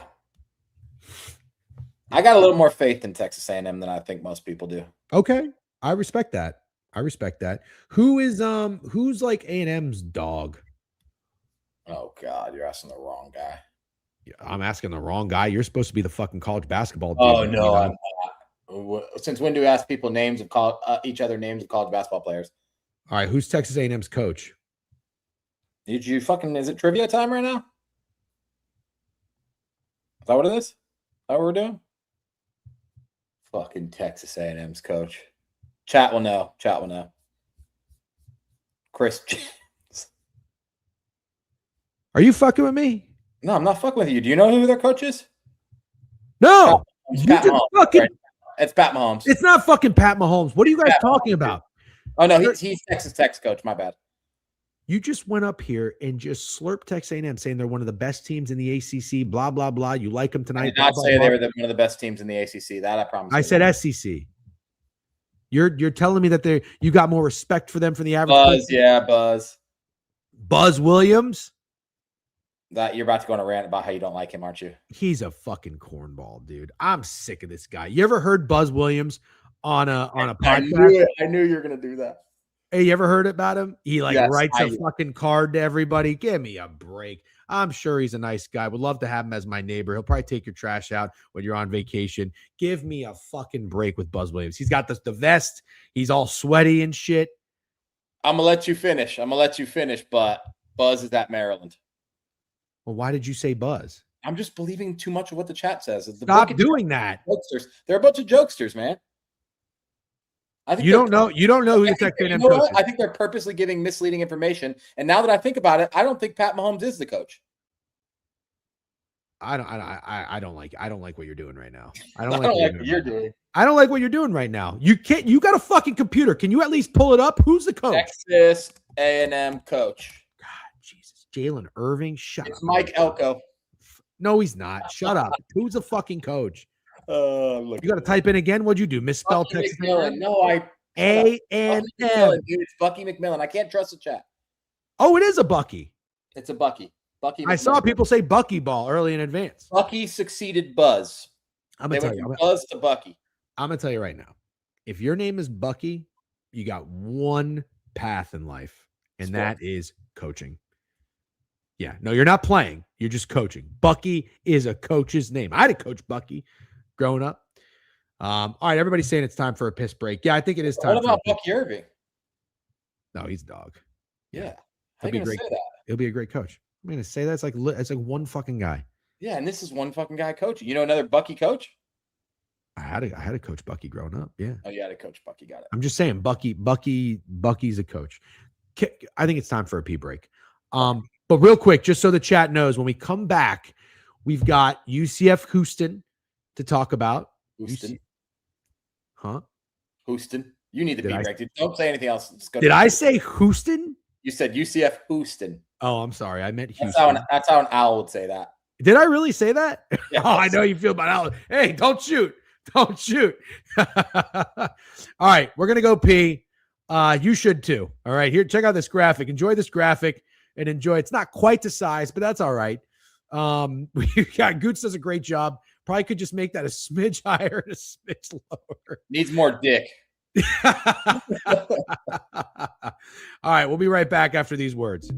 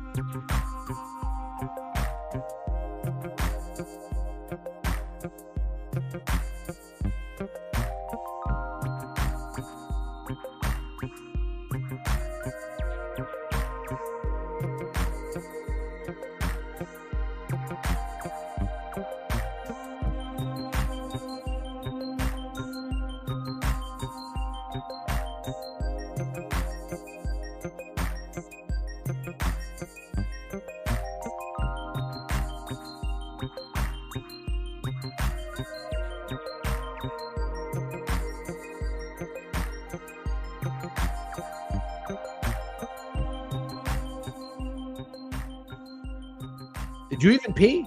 No. Are you serious? Yeah, there's a reason I'm not on that graphic.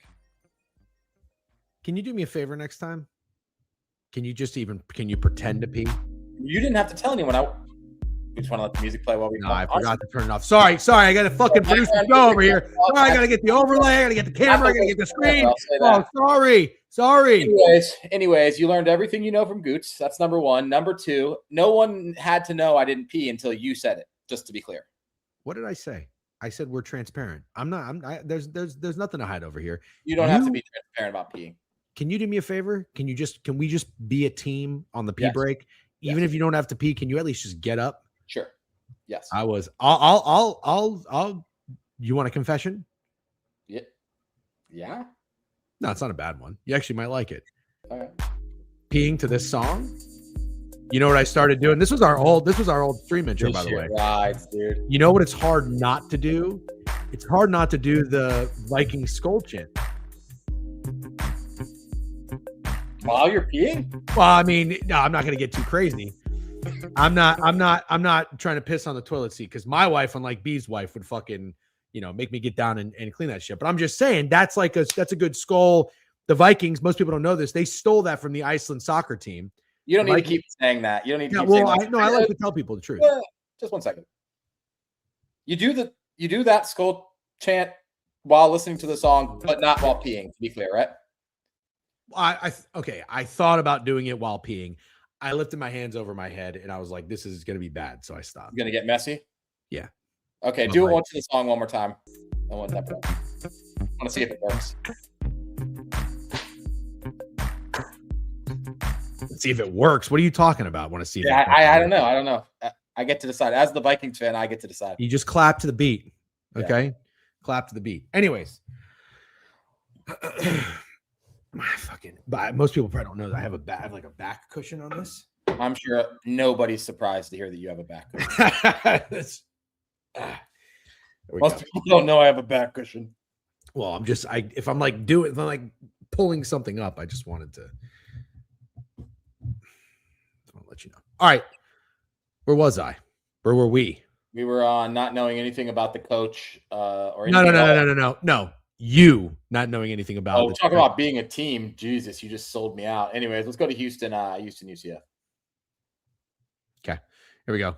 Houston, 99.4% of the money on Houston money line is hilarious. By the way, can't be that many bets. The handle, $33,000. $33,000. 777. Is that a lucky number? Looks like the Pickett sharps nice and early. Like Houston today, a lot of bets and money on this under, which would make a lot of sense, Steak, because Houston's known to be a defensive team. But don't you remember? You probably don't. Last time we honed in on a Houston game, I told you that total in TCU was a little high, and they went over. I believe that was 79-70, and the total was 139. I'm thinking the same thing about this matchup, dude. 146.5, unless they're making some sort of UCF scores. UCF scores. Okay. All right. So that's what I was going to say. Now I'm wondering, okay, this is just where my head's going. Sorry to steal the microphone on this. I'm wondering if now I want to buy into the inflated line because Houston may have played some games that saw some scoring, and now you have a UCF team that people are quite fond of because they've actually beaten some opponents. Why can't I find this fucking game on the map? Here it is. UCF 17-4, 7-3 in their last 10, 3-2 on the road, 3-2 ATS. You got a Houston team that's 11-0 at home, 7-4 ATS at home. 16-point favorites, which is massive. But big but. Houston, like I said, 3 of their last 4 games went over. Now, their last game at home was Cincinnati. That did go under. But before that, 103-73 to Arizona State. Obviously, they did most of the scoring. 86-90, they lost against Texas Tech, allowed 90 points to Texas Tech. Then TCU, 70. So they got back to their ways against Cincinnati at home with that defense. 13.5-point favorites. Cincinnati stinks. Okay, beat them by 22. What I'm getting at is this. I think that that's still going to be an emphasis for this, ready? Calvin Sampson coach team. Yeah, I fucking know the coach. Unlike my esteemed colleague over here, coachless fuck. Anyways, I like the Houston defense again. I might want to hone in and go on UCF team total under or just the game under. What do you think about that? I'm okay with it. I like a side more, to be completely honest, and I think it might be really, really square, but I like Houston. Kelvin, fuck. All right, sorry, go ahead. I think Houston.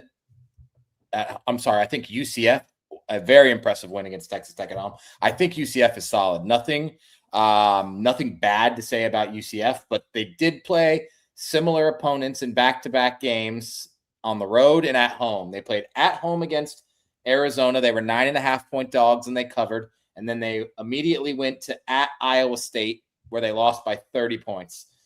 At home now, they just played Texas Tech. They won outright. Big win, court storm. They had to put 0.2 seconds back on the clock, so they stormed the court again. And now they're big dogs to Houston, and I think Houston is going to dog walk this team. I think it's Houston by a bajillion. Tonight's Houston is yesterday's UConn.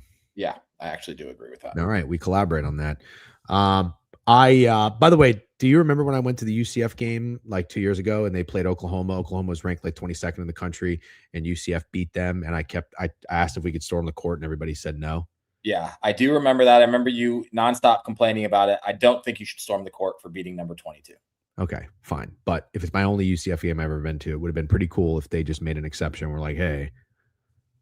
Yeah, it would have been cool. Definitely. All I hear about now UCF games is like, oh, they stormed the court here. Oh, they stormed the court here. So I fucking you were early on the court storming. So yeah. Anyways. Okay, let's move on. By the way, real quick, I'll give some shout outs to people from the Twitch mainframe over here. Big Cheesy with a stream streak. Only 3 though. You got to get that number up, Cheesy. MMM Moffat. You gotta say it like that. Moffat. You know that song? Is it Hanson? Yeah, good job. 221220 with a new follow. Welcome to the Book It Sports Twitch page. We're here every weekday, 10 a.m. Only Casper with 120 streak. Those are veteran numbers right there, Casper. Goots, not the Goots producer. Another Goots 38 subscribe. He said, need to keep the puck respect going on the board review. Well, we have 2.5 weeks off thanks to the fucking stupid ass Olympics. So don't we will. We promise we will do that. Yeah. We'll do it. All right, let's get back to the board here. Good games tonight. Real good games tonight. Knuckles, I don't personally think Houston can afford to look ahead to BYU and not UCF, who just beat Texas Tech. Yeah. Oh, by the way, I didn't tell you what I got to do tonight. What do you got to do? There's like a really exclusive event at this person I can't name's apartment. P. Diddy. Yeah. Yeah, very funny. No, not P. Diddy. But there's a vodka company that's sponsoring it. And So will you shut the fuck up? So anyways, there's I mean, I wasn't even invited. That's how exclusive it is. But the someone I worked with was like, yeah, we have, there's like a staff. They're going to be passing around food and all this shit, whatever. There's like 100 people going. But they said they fucked up on the planning and they thought the vodka company was going to have someone to pour drinks. And so the like catering company didn't have a bartender. And I said, hey, I used to bartend. So if you want me, to dust off the old, you're bartending this party tonight? I'm bartending this party tonight. Oh my God. How do we get footage? You can't.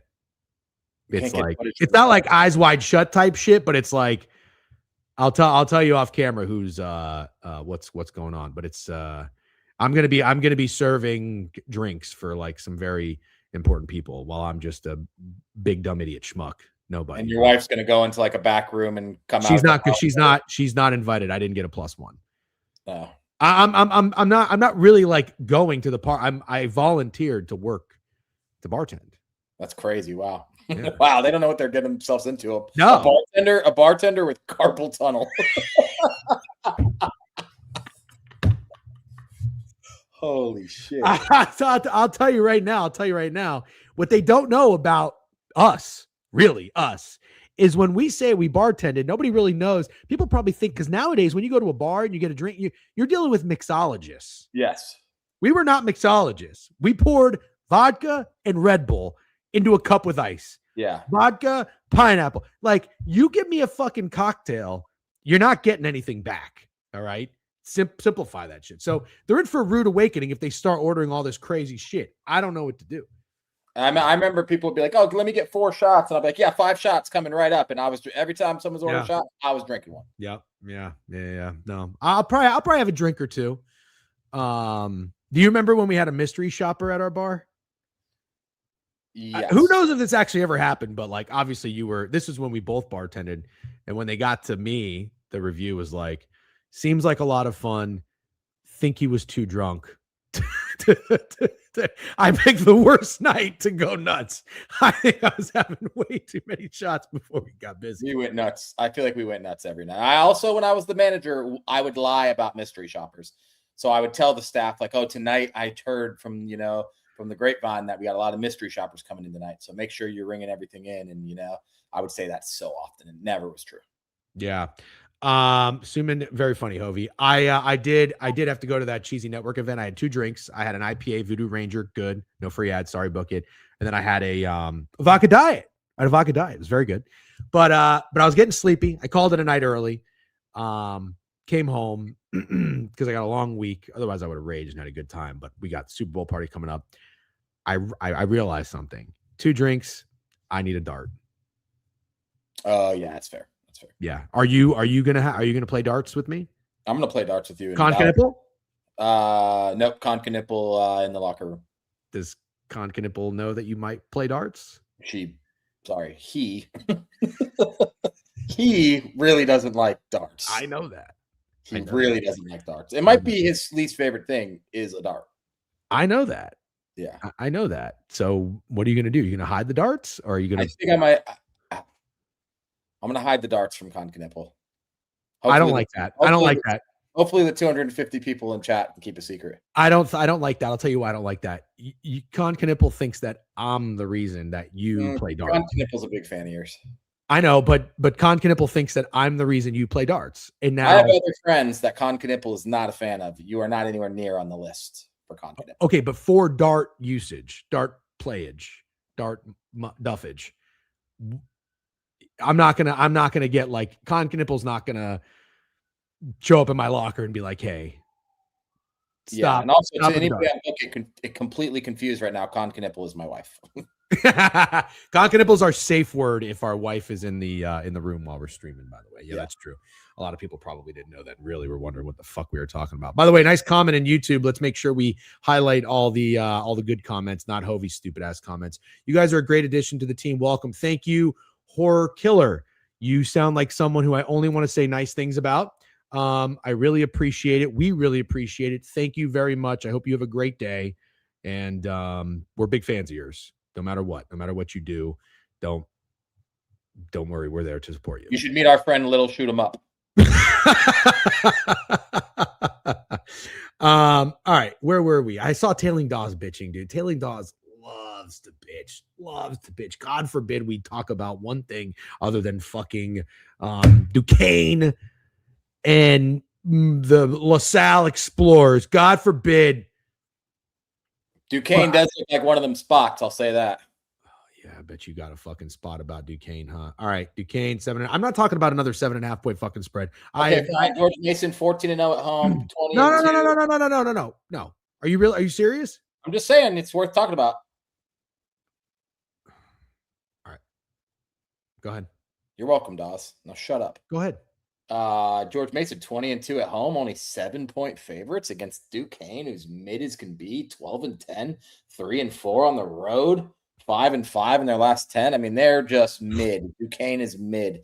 Shouldn't they be double digits to the you did not just say that. You did not just say that. Yes, I did. You got you can't stop me. I'll do it again. You can't stop me. In fucking 12 hours, you've got Prize Picks lineups, and you just said double digits. Double digits.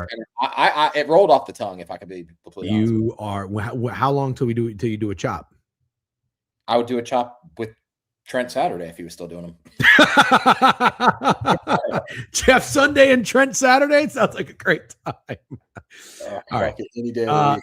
Anyways, where were we? Okay, so you like Duquesne. I like. See, that's the thing. Is got to mention. It's like yesterday's Buffalo. Duquesne is yesterday's Buffalo. How does that make you feel? It makes me feel like we just talked about Duquesne, George Mason, and you hit me with a "see, that's the thing." You should pay attention to what's being said, and you would actually have a strong opinion if you just paid attention to it. I listen to everything that comes out of your mouth. Do you not agree that Duquesne is potentially yesterday's Buffalo? Today's Buffalo? No? Not really. No, Buffalo was a home team, and they had already played twice. Did George Mason and Duquesne already play? They'd already played once, you mean? That's a good question. See, now you're asking good questions. Yeah, I know. I have good questions because I fucking pay attention. Yeah, that's the first good question on this game you've asked. So let's see. George the only question I'm asking. Then George Mason has not played Duquesne yet this year. All right, well, there you go. Then it's not fucking Buffalo. Nice try. All right, fine. Let's move on. We all want that 4 minutes back. Talk about Notre Dame and Louisville, please. Well, you talk about it. I'm not going to. What am I going to talk about? Notre Dame is dreadful. I can't watch them play, but Louisville sucks too. Louisville sucks. Yeah, they don't really suck though. Yeah. I'm not giving up on Louisville. You going to take them to win it all? I have them to win it all.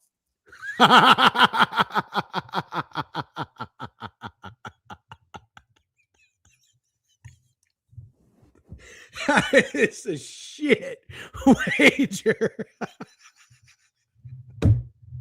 have you even watched Louisville play basketball?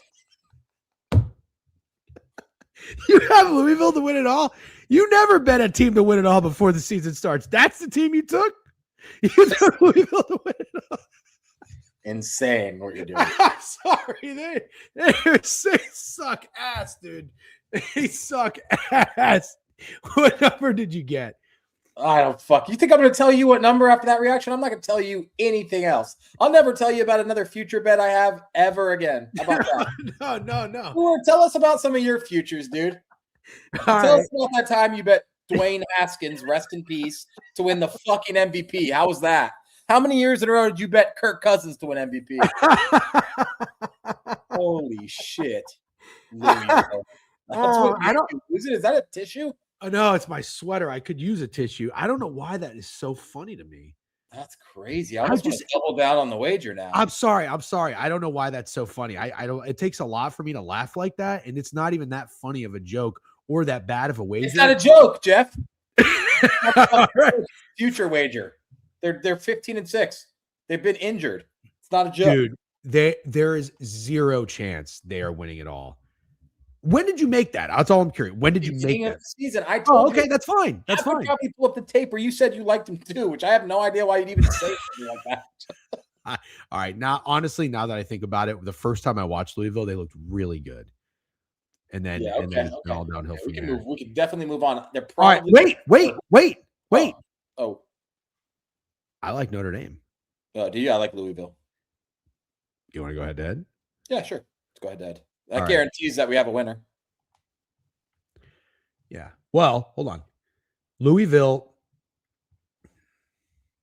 Well, here's the thing with Louisville. I will say this. They're only bad against good teams. Oh, not true. They lost to Stanford. Michael Brown's been injured this year. It's worth mentioning. Best player. No, you're right. Honestly, it's not the worst bet in the world. Oh, fuck you. Sorry. I'm not even supposed to be saying the F word that much, but I had to let it get a few out there. After that much laughter, you want to walk it back and say, not the worst wager? Let's move on. No, wait. I'm sorry. Before we move on, just honestly, I won't make fun of you. What number did you get them? Like 20-1? Yeah. Okay. Well, if you like them at 20-1, you're going to love them at 65-1.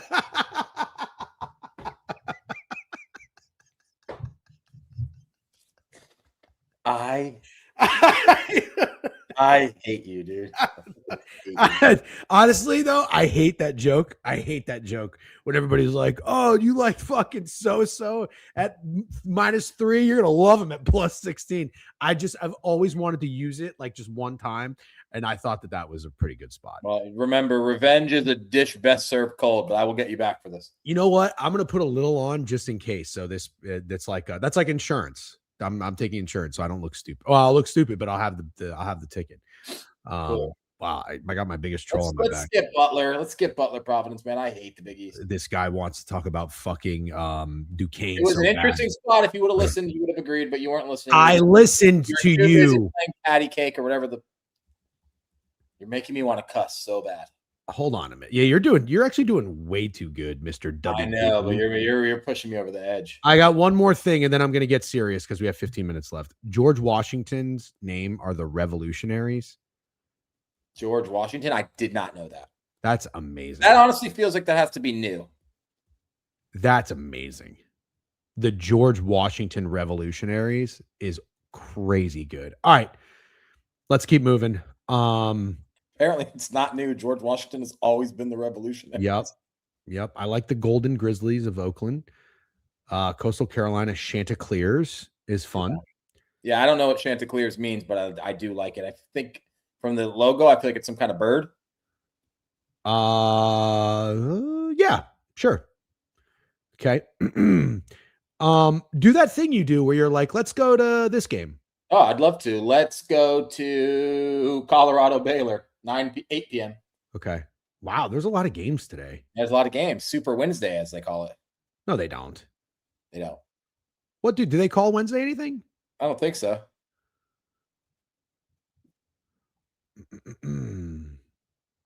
Okay. I'm going to tee you up. I got to blow my nose. I can't believe I laughed so hard. I have snot coming down my face.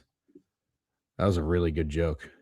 So in case anyone's keeping score, there will be a pee break and a blow nose break. Probably once a show. No, I don't blow my nose that often. I haven't laughed that hard in a while. Yeah. All right. Talk to me about the Colorado Buffaloes and the Baylor Bears. What do you like here? Both teams are so bad. Yeah, set the stage. I feel like Colorado's coming off their best win of the season, 26-point drubbing of TCU, but before that, just bad. Lost by 30 to Iowa State, 9 to UCF. Competitive with Kansas, lost to West Virginia, which is a joke.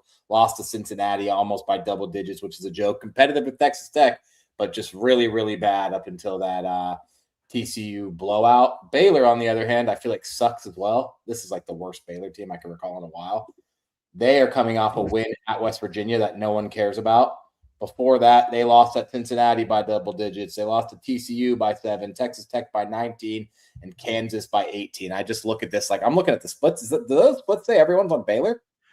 Yeah. I mean, you know, $8,000. Cool. I'm not going to pay too much mind to that. No. I don't understand how it's not Baylor. You don't understand how it's not Baylor. I don't. Okay. All right. I mean, that's It feels like it's Baylor or nothing. God, another 7.5-point spread. Jeez. Okay. All right. I'm with that. All right, let's keep moving because there's a couple other basketball games that are worth talking about. What do you think it is? No, Georgia Tech, Cal. What's funnier, Georgia Tech, Cal ACC game or Washington, Iowa Big Ten game? What's funnier? Oh my gosh. Probably Washington, Iowa Big Ten. Okay, can I tell you why I think it's Georgia Tech, Cal? Yeah. Because Cal playing in the Atlantic Coast Conference is insanity. So I thought about that first, and I agree with you. Like geographically, that's the crazier one. The Atlantic coast is all the way over here, and Cal is all the way over there on a different coast.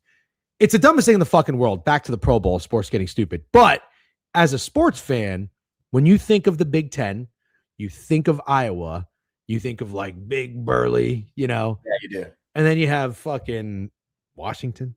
Yeah. No, I understand why you said Washington. I'd have to go Square to peg, round hole. definitely. Let's go to Kentucky, Oklahoma. Yeah, let's do that. All right. Get it up here. Oklahoma, Kentucky. Let's pull it up here on Pickett. And I mean, look, we're just checking the splits. Again, we're not putting too much stock into this, but it does show what all Pickett users have nice and early. $19,000. That's obviously going to go up as the day goes up. If you have Pickett, you do care about the splits, check on it a little bit later. But this is not dictating any sort of wager of ours. But it's we do like looking at it and referencing it. 9 p.m. start time in Lexington is just wrong. Captain Hook props, talk to me, dude. That you are speaking my language. Lil Shoot 'em Up says, I don't do college props, but I love Owe 20 plus tonight. I've actually seen Owe. I haven't watched Kentucky much this year, but he was on their team last year, wasn't he? Yes, I'm pretty sure. Yep. I remember him. He's a dog. He's an absolute dog. Kentucky 15-7 against Oklahoma, who's 500, 11-11, not very good on the road, 1-4 on the road. Kentucky is 11-2 at home, but they are only 6-7 ATS at home. 9-point spread, Steak. I don't know. I mean, that probably feels right. I don't know how much more of a favorite you can make Kentucky because they're just not all that great, but they did start to play really well. Back-to-back games on the road. Back-to-back games on the road at Vandy. They got blown out. And then we talk about bounce-back spots as favorites losing, but maybe something to monitor with underdogs.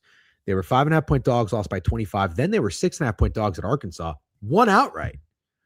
So now they come back home. Last 2 games at home, not cover a 7.5-point spread, but they did win against Texas. Did not cover a 10.5-point spread, but they did win against Ole Miss. This feels like it could be a letdown spot, but I think I like Kentucky. Yeah, I might as well. Kentucky's been really hard to figure out, even from pretty much the start of the season. Like, lose to Louisville, you're not competitive with Michigan State or Gonzaga. And then you reel off some decent wins. You beat St. John's, you beat Indiana by double digits, and then you enter SEC play by losing to Alabama and losing to Missouri outright as 12.5-point favorites. But then, like you said, you reel off 1, 2, 3, 4, 5 wins in a row. And you start telling yourself, like, okay, there's enough talent here. Maybe Pope's figuring it out. Maybe this is a decent team. And what do? They go to Vanderbilt and they lose by 25. And then they play a really good Arkansas team, and they're 6.5-point dogs. No, they're 6.5-point. Are they? Yeah, they're dogs in that game, right? Yeah, Kentucky 6.5-point dogs. Yes. Arkansas. They win outright. So I feel like they're hard, almost impossible to figure out. But what I think is not impossible to figure out is that Oklahoma is straight up bad. Bad. Mm-hmm. And I don't know. Never looks cozy to lay 9 with Kentucky. I feel like people have gotten burned in these spots all year. I almost want to square up. If Kentucky's square, I almost want to square up. I kind of do too. Yeah, I kind of do too. I want to square up with Kentucky. Like as I mentioned, letdown spots, which I do think are very, very real, especially in college sports, more so than professional sports.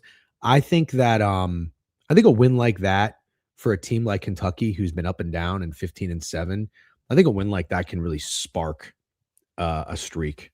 You know what I mean? And I like, who better to do it against than an opponent that's still in your conference, not pathetic to where you can overlook them, but like they're going to come in. I think Oklahoma's just a fucking punching bag tonight. That's what I think. I kind of do too. Yeah. Yeah, I think Kentucky might be my POD. Well, if Kentucky covers and wins, this will be something that we clip and tweet. If not, we'll just ignore it and hope that it never happened. Yeah, pretend it never happens, and hopefully you guys forget it too. All right, ready, break.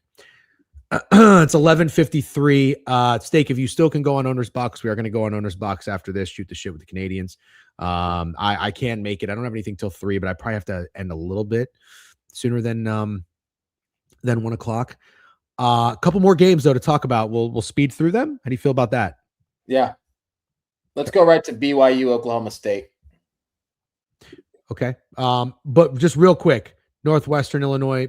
I'm sorry. BYU's right here. Yeah. My bad. BYU 6.5 point favorites, 7 some places. Not going to name where. Bang. Oklahoma State. Let's see. I'm just not an Oklahoma State or Oklahoma basketball fan. 15-6, 12-2 at home, 5-9 ATS at home, 5-5 in their last 5. BYU 17-4 overall, 2-2 on the road, 1-3 ATS. Not a good covering team. BYU 8-13 ATS, 2-8 ATS in their last 10, but 7-3 straight up. 7 points on the road.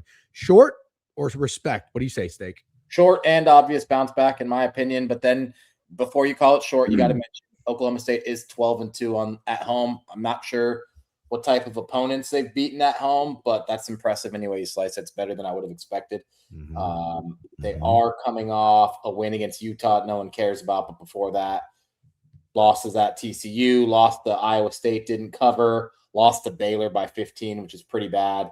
I'm trying to find their best home win before I got excited about them today. Their best home win, they beat UCF at home, if you care about that. That's about as good as it's going to get, I think. They beat Texas A&M either at home or on a neutral. That's actually a pretty solid win. Lean Oklahoma State, kind of. I feel like the BYU button looks kind of easy. Well, I was going to say, do you want to just dumb it down? Sock Station said another obvious bounce back spot. This has kind of been our thing. Yeah, it's been working more often than it's not. It's not foolproof. Don't get it twisted. Anybody that's watching. Any read on UConn 54.5 against DePaul tonight? Is Guru Griff being silly? It must be women's. Oh, he's probably still being silly. No, I'm with you. I'm with you. I'd fade BYU here. Fade BYU or nothing. Okay. Do you bet? I don't really bet women's college basketball until like the March Madness. You wait till March Madness to bet women's college basketball, and then you start betting it. What's wrong with that? You bet women's college basketball? Yeah, I have a really good record. Are you serious? Tell me one wager. How about I tell you fucking 4? All right. Hold on. Can't wait for this. Yeah. Oh fuck. I got logged out. I'm sure you did. I did. Let's talk about the men's basketball game tonight. Northwestern at Illinois. Who did Caitlin Clark play? LSU. Yep. Yeah, and Angel Reese. Mm-hmm. I had whichever team covered in that game. I got a good record. I think I'm like 4-1. That was 2 years ago. Is that your last one? I think Caitlin Clark's been in the WNBA for 2 seasons. Yeah. Who won last year? Who was a good team last year? I don't know. South Carolina? Yeah. And who was there? They had someone that was really good. Not Asia Wilson. Right? UConn won last year. Oh, UConn won last year, right? Oh, Paige. Yep. Bukers. Yep. I fucking know ball, dude. All right. No ball. Yeah. All right. I'll show you. I got logged out. I'll log back into the old tracking app. And you had your chance. Old tracking app, though. Good job. Yeah. What game are we talking about now? We have Clemson, Stanford, Utah, Arizona State. Anything? I don't want to talk Utah, Arizona State. We could talk Clemson, Stanford if you want. Another line that I would say looks kind of short, but maybe it's just simply travel. I mean, Stanford has been bad. Just lost to FSU, who's horrible. Lost to Miami, who's not very good. Lost to Cal. I mean, they're just free falling. Somehow in there they beat UNC, but since they beat UNC, they lost to Duke by 30, Cal by 12, Miami by 9, and FSU by 8. And they're only 3.5-point dogs against a very, very solid Clemson team that also isn't bad on the road at all. Okay. So it's short. It just is. I don't know any way around it. Okay. Let's quickly go through the hockey board. I did not realize. I mean, we were fucking around for a little bit. That's kind of on us, chat. Sorry. There's 10 games tonight. And I don't have time to do a hockey stream later to make it up to you. So I'll look at the board whenever I can. But real quick, a couple people have DM'd me, Steak. And do you remember last time I came up with a new system? I bet on the team whose goalie lost a goalie fight. Yes. And it was Bobrovsky. And I bet the Panthers, and the Panthers won the following game. Tonight, we have that in play. Jeremy Swayman, the goalie for the Boston Bruins, lost against Vasilevsky. The Panthers are a massive -150 favorite right now against Boston. I will be taking them blindly to win, just following the system. Couple other games, real quick. Chicago Blackhawks and the Blue Jackets. Columbus, big win last night on a back-to-back. Blue Jackets are a fun team. Don't hate taking the plus price with the Jackets there. Canadians and the Jets, pick them. This to me feels like a bit of a high total at 6.5. Thought this would be more like 6. Winnipeg is a team you play unders because they have a really good goalie. But the Canadians score goals. I think that 6.5 is kind of interesting. Could be a game you see some scoring. Canadians have been really, really good overall and on the road. Maybe it's respect to Winnipeg. I don't know. Nashville, like Winnipeg looks kind of sharp, right? Yeah, they do. Nashville and the Wild line seems a little bit short. Nashville, I think, is coming off a pretty nice win. So I'd probably be Nashville or nothing for me there. Sharks and the Avs not touching anything at -260. The Mammoth have been awesome, not getting in the way of them. Red Wings are also very good too. I don't want that to get slept. Or swept, I should say. 33-18-6 overall, but the Mammoth have just been absolutely rolling. So not going to touch that. If anything, I'd probably lean Mammoth. Stars in the Blues. This is that scary number. I always talk about that -200 favorite. I would probably take the Blues plus 1.5 there personally. Wait a second. Pause. Wild have a flu bug going around the locker room. Oh, well, then we have to buy that. We buy flu games. We buy flu add games. Wild to my card. Add the Wild to my card. By the way, I did tell you this was going to happen, and it did happen. The Leafs won again. The Leafs have won 3 straight games. I fucking knew that was going to happen. It's unfortunate I haven't taken them at all. The Kraken plus 155 against the Kings.